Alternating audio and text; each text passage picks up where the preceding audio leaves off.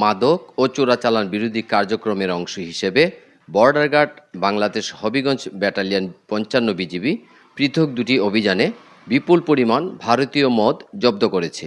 BGB জানায়, গতকাল রাতে মৌলভীবাজার জেলার শ্রীমঙ্গল উপজেলার সিন্দুরকান বিওপির দায়িত্বপূর্ণ এলাকায় এ অভিযান চালানো হয়। গোপন সংবাদের ভিত্তিতে স্থানীয় জনপ্রতিনিধিদের উপস্থিতিতে শাহজাহান মিয়া ও দুলাল মিয়ার বাড়িতে তল্লাশি চালায় বিজিবি। এ সময় শাহজাহান মিয়ার ঘরের সিলিংয়ের উপর এবং দুলাল মিয়ার বাড়ির খড়ির মাচার ভিতরে অভিনব কায়দায় লুকানো অবস্থায় ৪৩৭ বোতল ভারতীয় বিভিন্ন ব্র্যান্ডের মদ উদ্ধার করা হয়, যার আনুমানিক সিজার মূল্য প্রায় ৭ লক্ষ টাকা।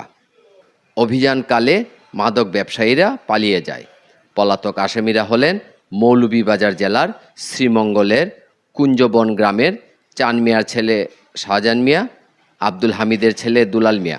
তাদের বিরুদ্ধে মাদক ও চোরাচালান আইনে মামলা দায়েরের প্রক্রিয়া চলছে। এছাড়া হবিগঞ্জ জেলার চুনারুঘাট সীমান্ত এলাকায় ৫৫ বিজিবির আরেকটি অভিযানে ৪৩ বোতল ভারতীয় মদ জব্দ করা হয়। এর আনুমানিক সিজার মূল্য ৬৪,৫০০ টাকা।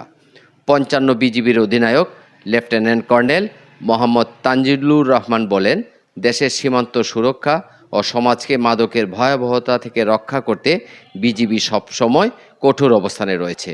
মাদক ও চোরাচালান বিরোধী অভিযান আরও জোরদার করা হবে। জব্দকৃত মাদকদ্রব্য আইনগত প্রক্রিয়ার মাধ্যমে থানায় হস্তান্তর করা হয়েছে। পাশাপাশি পলাতক চোরাচালানকারীদের গ্রেফতারে বিজিবির গোয়েন্দা তৎপরতা অব্যাহত রয়েছে।